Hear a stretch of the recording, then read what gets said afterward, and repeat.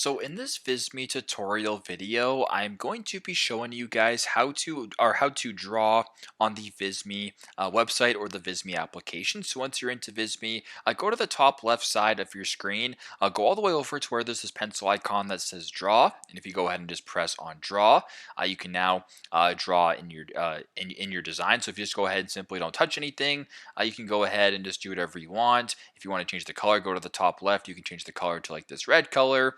You can change the thickness as well, making it more thick, obviously, or you can make it, less thick if you want a super thin line, whatever the case may be. You can also change the marker to, or you can also change it from a pen to a marker. And if you were to do the exact same thing, I'll just make the thickness bigger. And how about I change it to like this color of purple right here?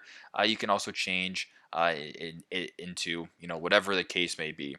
So you can just play around with it, whatever it is, pretty straightforward. But that's how you guys can draw on Visme. Thanks again for watching, and I hope this video helps.